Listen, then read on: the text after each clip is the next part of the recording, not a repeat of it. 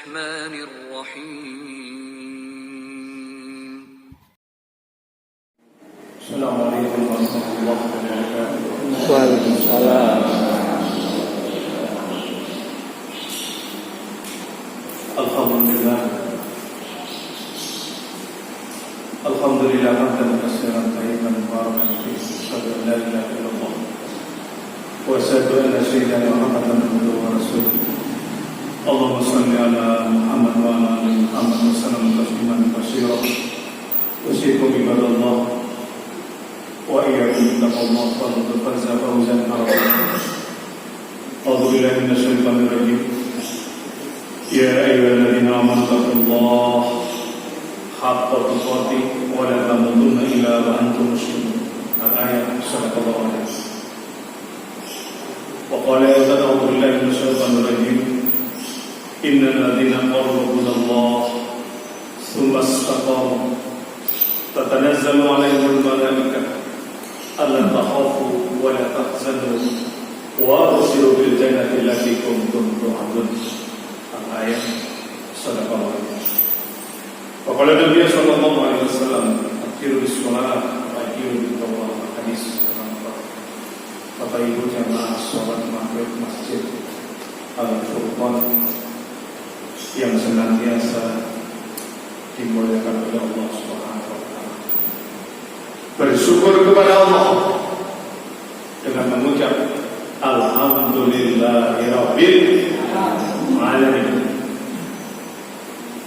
Bersalawat kepada Nabi dengan mengucap Allahumma shalli ala Muhammad wa ala ali Muhammad. Alhamdulillah, malam hari ini Allah masih mentakdirkan kita bisa melangkahkan kaki kita menuju rumah Allah di antara sekian banyak rumah-rumah Allah yang ada di muka bumi. Salah satunya adalah Masjid Al-Furqan dalam rangka melaksanakan sholat maghrib berjamaah. Kemudian dilanjutkan dengan thalabul ilm. Semoga seluruh rangkaian ibadah kita di hari ini, baik ibadah kita yang wajib maupun yang sunnah, semoga semuanya diterima oleh Allah Subhanahu wa taala. Yang kedua, kalau perhatikan Pak Bu, sing ngantuk ditahan sebentar. Ini kajiannya nggak usah lama-lama, 5 menit saja. Yang kedua, kalau perhatikan, semoga seluruh amal ibadah kita, seluruh amal kebajikan kita nantinya bisa menghapus seluruh dosa-dosa kita dan kesalahan-kesalahan kita di hadapan Allah Subhanahu wa taala. Sebagaimana Allah berfirman di dalam Al-Qur'an pada surah 29. Coba buka surah 29 Al-Ankabut ayatnya 7. Dan orang-orang yang beriman dan mengerjakan kebajikan pasti akan kami hapus kesalahan-kesalahannya, dan mereka pasti akan kami beri balasan yang baik-baik dari apa yang mereka kerjakan. Walladzina amanu wa amilus shalihat lanukaffiranna anhum sayyi'atihim wa lanajziyannahum ahsanal ladzi kanu ya'malun. Kata Allah. Al-ayat surah. Dan orang-orang yang beriman, mereka yang mengerjakan semua yang diperintahkan Allah, meninggalkan semua yang dilarang oleh Allah, yang sholat jamaah maghrib, isya, subuh, zuhur, asar, yang sedekah, yang infak, yang menghadiri majelis-majelis ilmu, sepertinya dengan semua ini.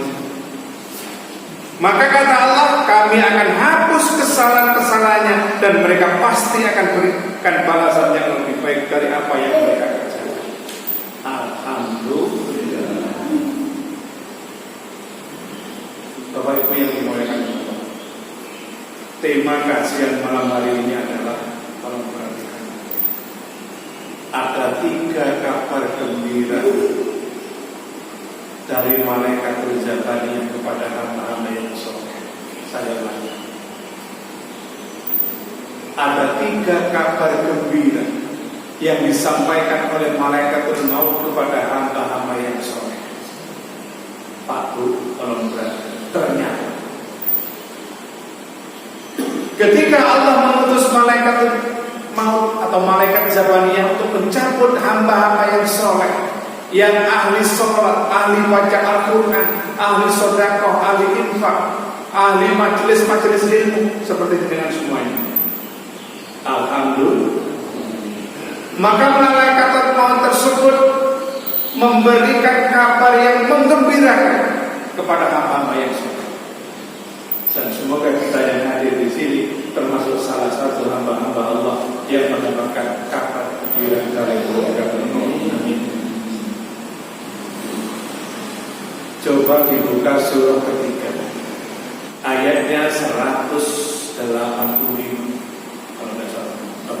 Setiap yang bernyawa akan merasakan mati, dan hanya pada hari kiamat sajalah diberikan dengan sempurna balasan.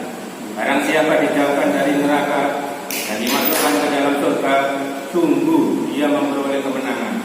Kehidupan dunia hanyalah kesenangan yang memperdaya. Kullu nafsin dha'iqatul maut, kata Allah.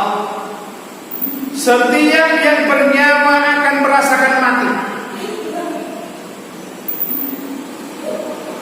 Orang kaya, halo, mati. Orang miskin, presiden, polisi, ustaz, orang terkaya. Kalau saya gampang, dengan duluan monggo saya belakangan.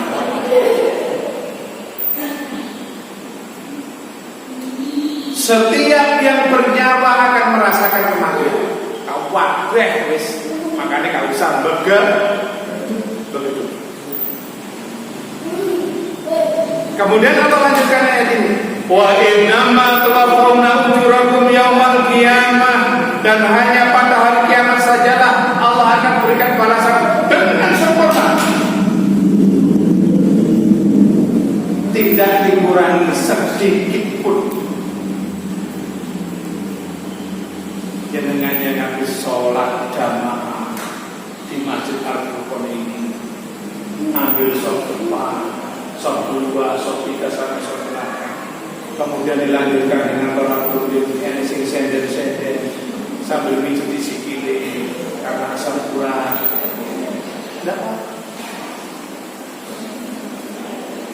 Allah akan memberikan balasan dengan sempurna. Kapan itu? Pada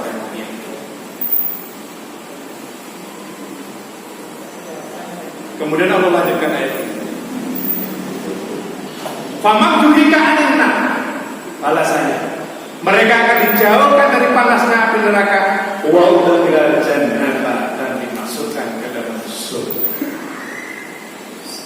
Faqad mereka lah orang-orang yang bersyukur. Alhamdulillah. Semoga kita yang ada di sini semuanya dijauhkan dari panasnya api neraka dan dimasukkan ke dalam surga. Sekarang panas matahari itu berapa derajat, Pak? Halo? Berapa? Kata-kata di mana? Hampir 40. Ya, hampir 40. Panas ini jadi wong Surabaya kentan.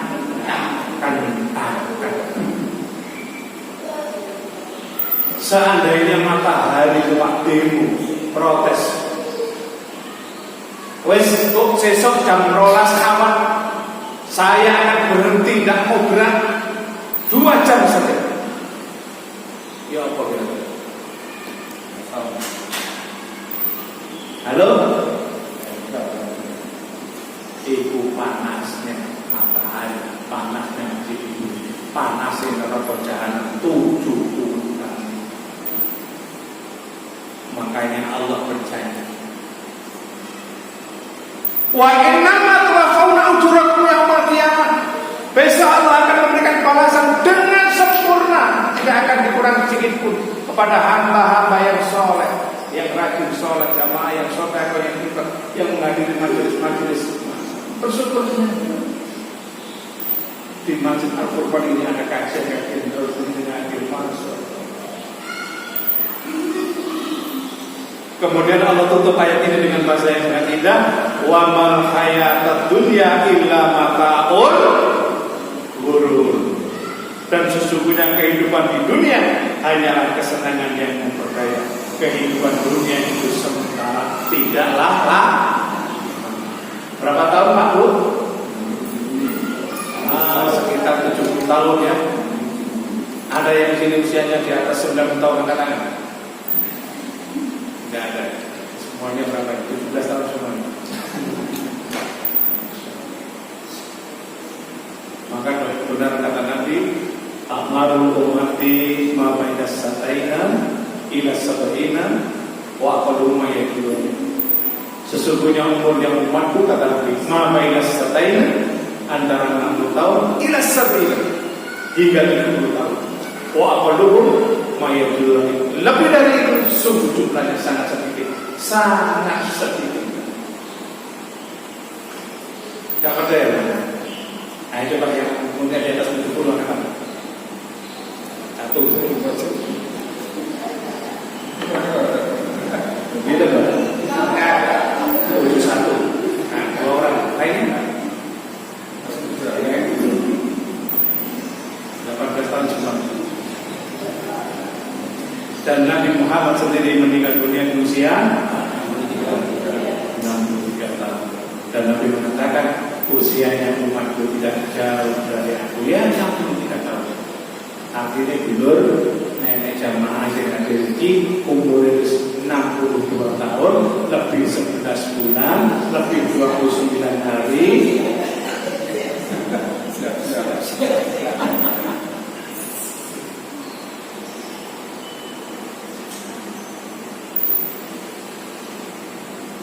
Maka bersyukurlah kalian semua yang oleh Allah diberikan sisa umur dan kita gunakan sebaik-baiknya untuk beribadah kepada Allah Subhanahu wa taala.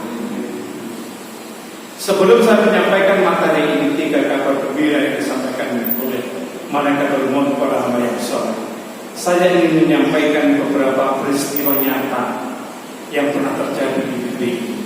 Peristiwa nyata yang akan saya sampaikan ini ada hubungannya dengan materi yang akan saya sampaikan.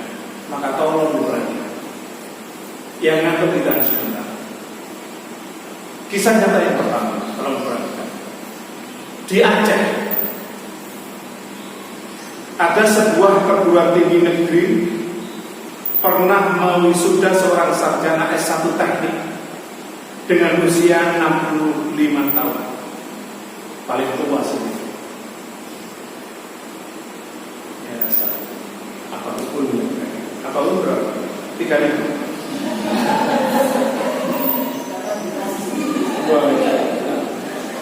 Ini 65 tahun.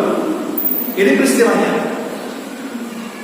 Setelah bapak tadi diwisuda, ada salah satu stasiun TV swasta mewawancarai mereka, dan bapak ini memberikan klarifikasi bahwa sebenarnya yang diwisuda saat itu adalah putrinya. Dia tidak bisa datang, digantikan oleh ayahnya, dikarenakan 2 hari sebelum proses itu sudah dilaksanakan, sang putri dipanggil oleh Allah meninggal dunia di usia 23 tahun. Ini kisahnya. Bapak bayangkan, sudah dengan punya anak, kuliah di ITS 4 tahun sudah lulus skripsi, tinggal menunggu wisuda. Kemudian diambil.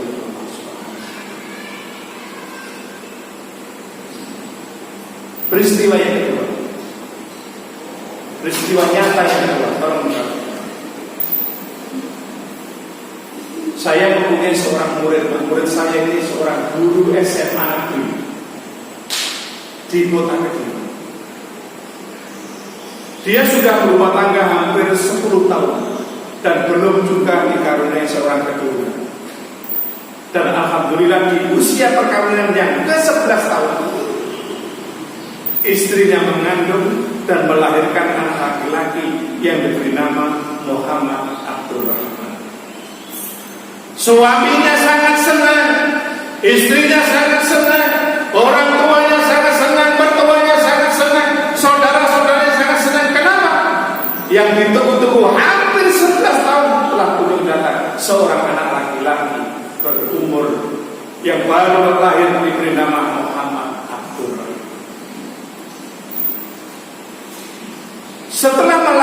dari rumah sakit, sang ibu ini pulang dari rumah sakit beserta bayinya dan merawat bayinya di rumah. Baru 2 hari sang bayi dipanggil oleh Allah meninggal dunia di usia 2 hari. Yang pertama tadi usia berapa Pak? 3. Mahasiswi 23 tahun. Yang sekarang ini bayi baru 2 hari. Kok enggak bayi yang diambil? Kok enggak bapaknya atau ibunya? Ternyata bayinya yang diambil. Kisah nyata yang ketiga, tolong perhatikan. Saya mempunyai seorang teman yang punya hobi olahraga badminton. Ada yang suka badminton. 3 tahun yang lalu, teman saya ini yang hobi olahraga badminton ini terpapar COVID-19. Kemudian dibawa ke rumah sakit sepanjang. Rumah sakit apa aja? Nanti jam 8 malam dia dinyatakan meninggal dunia terpapar COVID-19. Dan malam itu juga langsung dimakamkan dengan prokes kesehatan yang sangat ketat. Kemudian pagi harinya,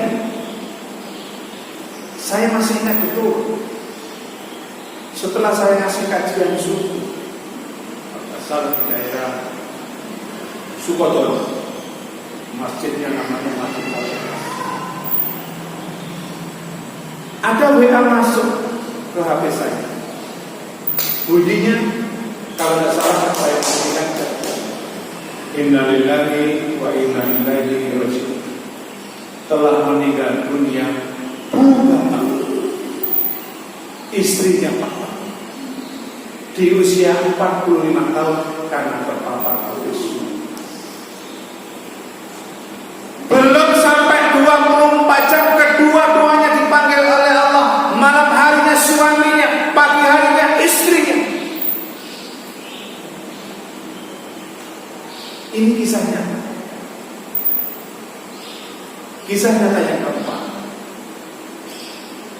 Saudara yang hobi sepak bola, ada yang suka nonton bola? Tentu saudara masih ingat penjaga gawang Persela Lamongan, Khairul Huda. Tapi suka bola. Khairul Huda. Sang penjaga gawang yang bernama Khairul Huda ini, ketika main di Liga 1, masuk pada babak pertama, menit ke-1 sampai menit ke-29, dia sangat sehat walafiat, segar bugar. Dan pada menit ke-30 babak pertama, saat sang penjaga gawang mengamankan bola agar gawangnya tidak kebobolan, dia memetik bola dari udara, terjatuh, terkapar di bawah mistar gawangnya dan tidak sadarkan diri, lalu dibawa ke rumah sakit terdekat dan dinyatakan meninggal dunia di usia kurang lebih 3. Ingat, Khairul Huda masuk lapangan menit 1 sampai 29 menit siap walafiat. Menit ke-30 malaikat maut sudah menunggu di bawah mistar. Jangan-jangan mari ini sedek-sedek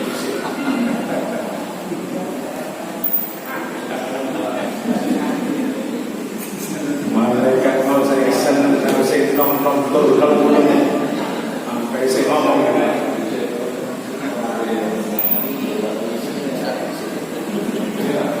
terakhir, kisah nyata yang terakhir yang kelima. Tolong perhatikan. Ini saya sampaikan sengaja karena ada hubungannya dengan materi yang saya sampaikan. Kisah nyata yang kelima yang terakhir. Beberapa tahun yang lalu, di rumahnya Ibu Khofifah Indar Parawansa, Ibu Gubernur Jawa Timur, mengadakan acara keluarganya beliau. Dan di dalam acara tersebut ada pengisi acara seorang qori dari Bantaran. Sang qori di acara tersebut membaca Al-Quran surah 67. Ibu Surah Al-Mulk.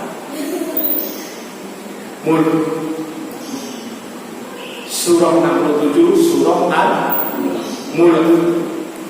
Yang dibaca ayat 1 sampai ayat 3. Tolong saya bacakan, nanti artinya disampaikan. Ketika sang qari membaca Al-Quran surah Al-Mulk ayat yang pertama, tolong diperhatikan. Tabarakalladzi biyadihi mulku wa huwa ala kulli syai'in qadir. Maha suci Allah yang menguasai segala kerajaan dan Dia Maha Kuasa atas segala sesuatu. Maha suci Allah yang menguasai segala kerajaan dan Dia Maha Kuasa terhadap segala sesuatu. Kemudian sang qari melanjutkan ayat yang kedua. Tolong diperhatikan. Alladzi khalaqal mauta wal hayata liyabluwakum ayyukum ahsanu amala wa huwal azizul ghafur. Yang menciptakan mati dan hidup untuk menguji kamu, siapa di antara kamu yang lebih baik amalnya, dan Dia Maha Perkasa, Maha Pengampun. Paham tuh? Sesungguhnya Allah yang menciptakan mati dan hidup untuk menguji kamu, siapa di antara kamu yang lebih baik amalnya, dan Dia Maha Perkasa lagi Maha Pengampun. Tolong diperhatikan.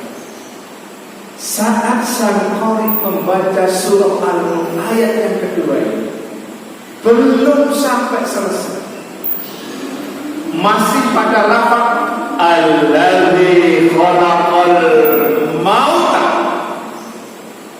dan sesungguhnya Allah yang menciptakan kematian.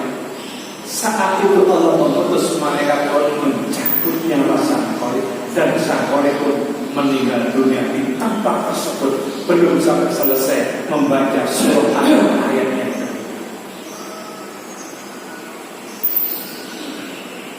Masya Allah, semoga husnul khotimah. Inna lillahi wa inna ilaihi. Segalanya datang dari Allah dan segalanya kembali kepada Allah. Lalu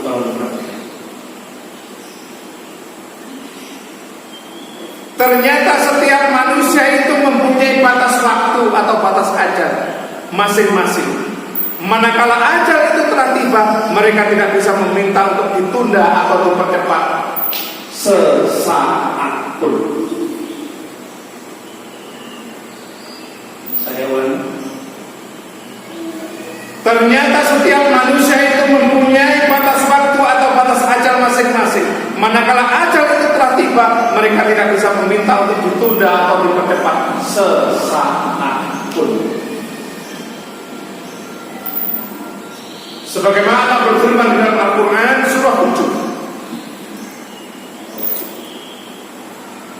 surah Al-Baqarah ayatnya 34. Wa likulli ummatin ajal fa idza jaa ajalun la yastakhiruna as-sa'a wa la yastaqdimun. Dan setiap umat mempunyai ajal pada waktu. Apabila ajalnya tiba, mereka tidak dapat meminta penundaan atau mempercepat saat pun. Dan setiap umat mempunyai ajal atau batas waktu. Apabila ajalnya tiba, mereka tidak dapat meminta penundaan atau percepatan sesaat pun.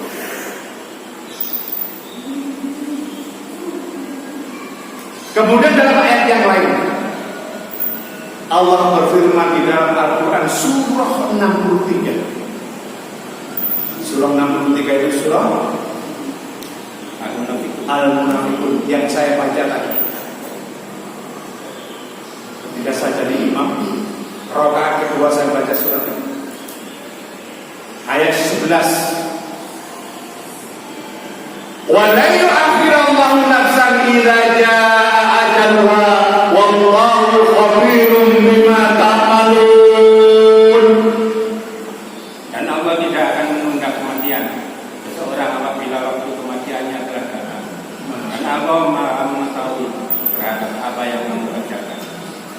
Dan Allah tidak akan menunda kematian seseorang walaupun seketik saja. Pas waktunya, pas harinya, maka Allah mengutus malaikat maut untuk memisahkan ruh dan jasad. Nah, sekarang, lalu pelajaran apa yang bisa kita ambil dari 5 peristiwa nyata yang saya sampaikan tadi? 1, tolong perhatikan. Saudara, tolong diperhatikan. Pelajaran yang pertama, ternyata kematian itu bisa terjadi kapan saja dan di mana saja. Kematian itu bisa terjadi pada setiap saat. Contoh, sang Khalid yang hadir di rumahnya itu. Siapa yang mengira? Dia datang jauh-jauh dari Pangkalan, Madura ke rumahnya itu kok.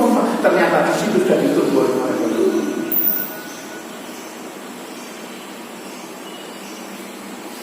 Pelajaran yang kedua, tolong berani dan jangan tersinggung. Saya hanya menyampaikan firman Allah saja. Saudara yang hadir di Masjid Al-Furqan ini, saudara jangan merasa bangga bila usia Anda saat ini masih muda, karena syarat mati tidaklah harus tua. Malaikat maut tidak pernah melihat akte kelahiran Anda. Contoh, bayi baru berusia 2. Pelajaran yang kedua, saudara yang ada di Masjid Al-Furqan ini, saudara jangan terlalu bangga dengan badan Anda yang besar, kekar, sehat, berotot, karena syarat mati tidaklah harus sakit terlebih dahulu. Betul? Contoh, sang penjaga gawang Persela Lamongan Khairul, dia masuk menit pertama sampai menit ke-29, babak pertama sehat walafiat, segar bukan. Ternyata menit ke-30 sudah ditunggu oleh malaikat. Dan pelajaran yang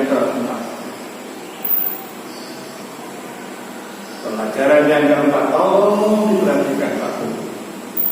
Iki tak perlu katakan dan teman. Jika saudara masih hidup seperti sekarang ini, maka sekali-kali jangan suka pamer harta, jangan suka pamer pekerjaan, jangan suka pamer proyek, jangan suka pamer jabatan, prestasi, gelar yang panjang, pangkat yang tinggi, popularitas ini terkenal. Dan sekali-kali saudara yang masih hidup seperti ini, jangan memakan hak orang lain dan jangan sekali-kali mengambil hak orang lain. Ojo adigang adigung.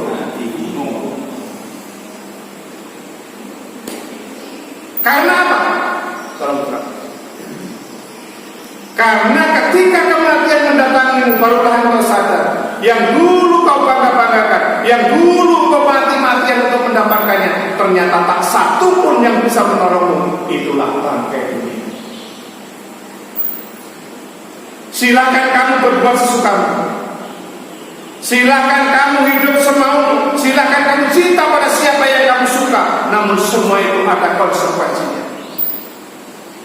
Malaikat Jibril pernah berkata kepada Rasul Muhammad SAW. Apa kata malaikat Jibril? Tolong perhatikan. Wahai Muhammad, ini kata malaikat Jibril, silahkan kamu hidup sesukamu, sesungguhnya kamu pasti akan meninggal. Dan silahkan kamu cinta pada orang yang kamu suka, sesungguhnya aku akan berpisah dengan dirinya. Dan silahkan kamu berbuat semaumu, namun kamu pasti akan diberi balasan. Ketahuilah, sesungguhnya kemuliaan seorang mukmin itu ada pada sholat malamnya, dan keperkasaan seorang mukmin adalah pada saat dia tidak membutuhkan bantuan manusia. Hadis riwayat Al-Hakim.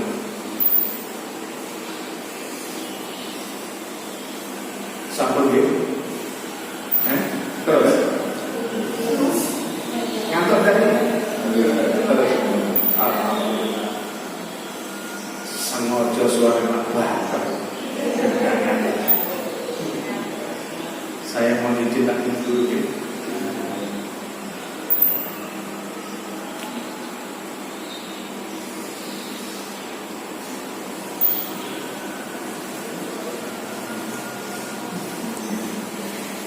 Maka kalau sudah waktunya, maka ajal pasti akan menjemput kita. Malaikat maut akan melaksanakan tugas dan pekerjaan, yaitu memisahkan ruh dan jasad kita. Suka tidak suka, siap tidak siap, senang atau susah, kita tidak bisa lari dari kejaran malaikat maut ini. Saya ulangi, suka tidak suka, siap tidak siap, senang atau susah, kita tidak bisa lari dari kejaran malaikat maut. Sebagaimana Allah berfirman di dalam Al-Quran pada surah 62, surah Al-Jumu'ah, ayatnya 8. Apa kata Allah? Qul innal mauta allati tafiruna minhu fa innahu mulaqikum thumma turadduna ila alimil ghaibi was shahadah fa yunabbi'ukum bima kuntum ta'malun. Katakanlah, sesungguhnya kematian yang kamu lari daripadanya, ia pasti menemui kamu. Kemudian kamu akan dikembalikan kepada Allah yang mengetahui, yang gaib dan yang nyata. Lalu Dia beritakan kepada apa yang telah kamu kerjakan. Paham tak? Paham? Halo? Katakanlah sesungguhnya kematian yang kamu lari daripadanya, ia pasti menemui kamu. Tidak bisa lari dari kejaran malaikat maut. Ada sebuah kisah suatu hari Nabi Sulaiman itu mengadakan jamuan makan, mengundang beberapa sahabatnya. Setelah sahabatnya sudah datang semua, tiba-tiba ada tamu yang tidak diundang. Assalamualaikum. Waalaikumsalam warahmatullahi wabarakatuh. Tamu yang tidak diundang tadi melihat salah satu sahabatnya Nabi Sulaiman, dilihat dari ujung rambut sampai ujung kaki. Lihat terus. Setelah itu tamu yang tidak diundang tadi pamit kepada Nabi Sulaiman, "Baik, Nabi, ada urusan yang sangat penting yang tidak bisa saya tinggalkan. Saya mau izin dulu." Datang tidak diundang, pulang tadi. Setelah tamu yang tidak diundang tadi meninggalkan jamuan yang diadakan oleh Nabi Sulaiman, salah satu orang sahabatnya Nabi Sulaiman itu bertanya, "Wahai Sulaiman, siapa tamu tadi?" Dia itu melihat saya mulai dari ujung rambut sampai ujung kaki. Nabi Sulaiman menjawab, "Dia adalah makhluk Allah yang ditugaskan untuk memisahkan ruh dan jasad manusia. Dia tidak lain adalah malaikat maut." Kira-kira Pak, saya itu tidak malaikat maut. Teman-teman ini kira-kira siapa? Halo, sing masih kate malaikat urusane nyawa.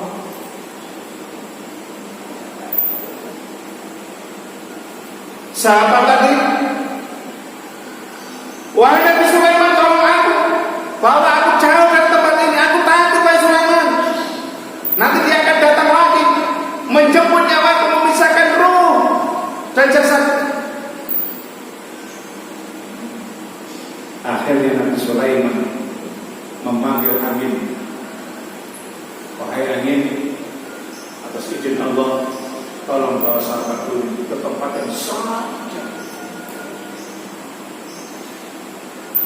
Dan doanya Nabi Sulaiman kepada Allah, sahabat tadi dibawa angin dan cepat kilat ke tempat yang sangat jauh dari tempat yang Nabi Sulaiman.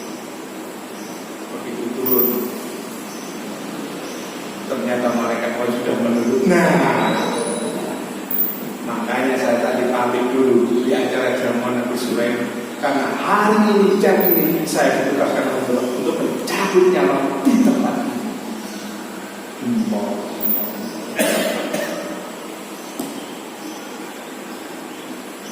Maka saudara, di dalam ayat yang lain Allah berfirman di dalam surah 31. Surah Luqman ayatnya 34. Di akhir ayat Allah berfirman, "Wa ma tadri nafsum bi ayyi ardin tamut, innallaha alimun khabir." Sesungguhnya hanya di sisi Allah ilmu tentang hari kiamat, dan Dia yang menurunkan hujan dan mengetahui apa yang ada dalam rahim, dan tidak ada seorang pun yang dapat mengetahui dengan pasti apa yang akan dikerjakan besok, dan tidak ada seorang pun yang dapat mengetahui di bumi mana dia akan mati. Sungguh Allah Maha Mengetahui, Maha Mengenal.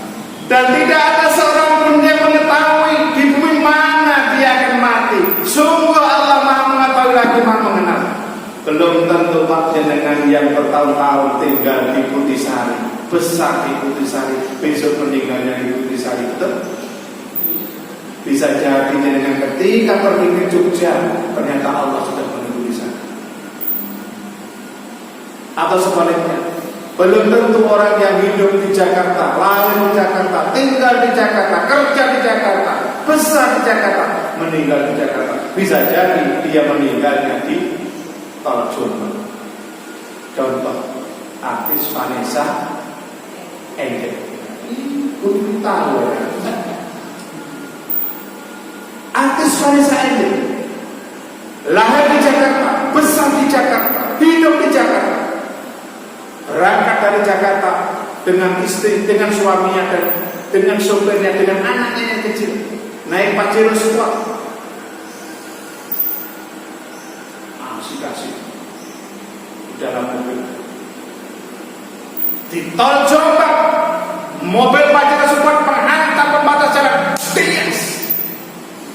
Hancur berkeping-keping. Vanessa Angel dan suaminya meninggal seketika di tempat di Tol Jombang.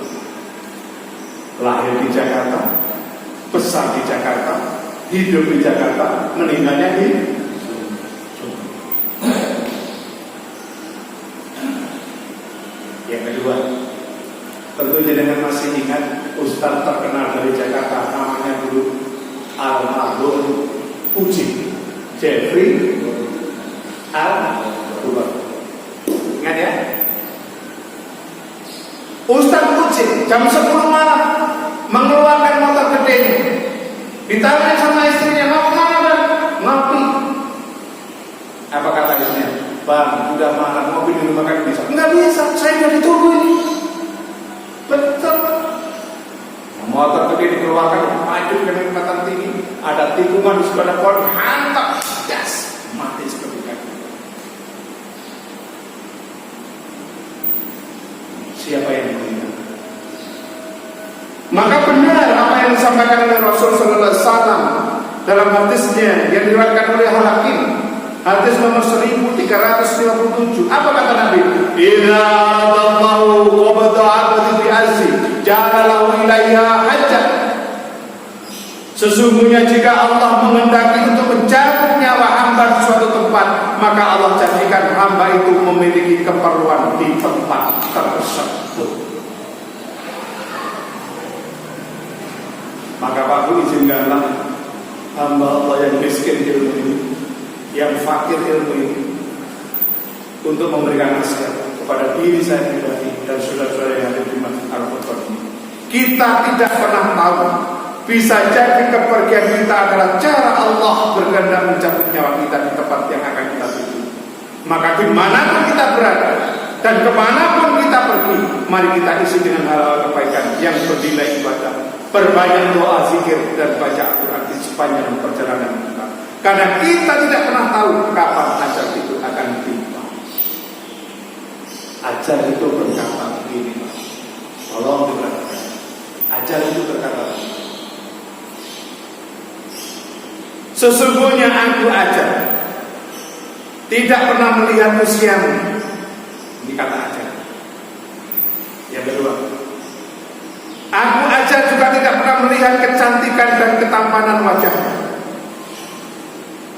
Yang ketiga, "Dan aku ajal juga tidak pernah melihat banyaknya hartamu, tingginya pangkatmu, panjangnya gelarmu. ajal hanya memastikan bahwa siapapun kamu, jika sudah saatnya tiba, maka aku ajal pasti akan menjemput.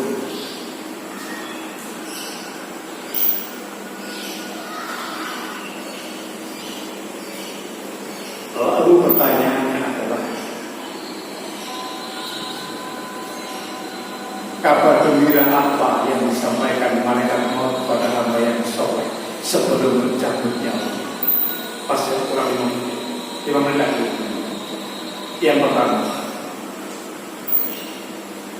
malaikat maut sebelum mencabut nyawa orang-orang yang soleh, yang ahli ibadah, ahli sholat, ahli sedekah, ahli baca Al-Quran, maka terlebih dahulu memberikan 3 kabar yang menggembirakan, tentunya atas izin Allah. Yang pertama, malaikat itu akan memberikan kabar seraya berkata kepada hamba yang soleh, ala tahafu, janganlah kamu merasa takut.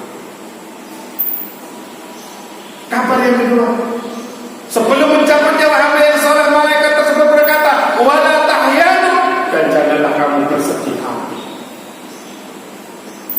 Dan yang ketiga, malaikat maut sebelum mencabut nyawa hamba yang soleh, malaikat maut itu memberikan kabar gembira seraya berkata, wa absiru bil jannati allati kuntum tu'adun, dan bergembiralah kamu dengan surga yang telah dijanjikan Allah kepadamu.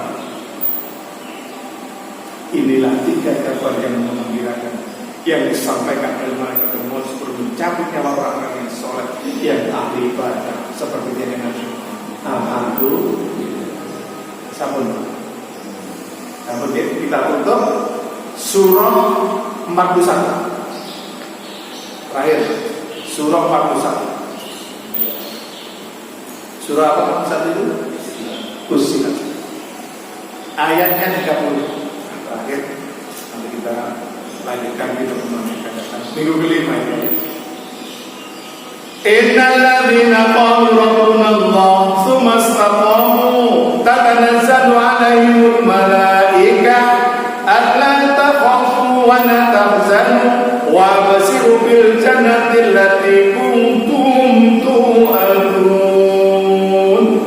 Sesungguhnya orang-orang yang berkata, Tuhan, kami adalah Allah. Kemudian mereka meneguhkan pendirian mereka, maka malaikat-malaikat akan turun kepada mereka dengan berkata, janganlah kamu merasa takut, dan janganlah kamu bersedih hati, dan bergembiralah kamu dengan memperoleh surga yang telah dijanjikan kepadamu. Masya Allah. Semoga kita yang ada di sini semuanya akan dimasukkan ke dalam surga Allah, dijauhkan dari panasnya api neraka.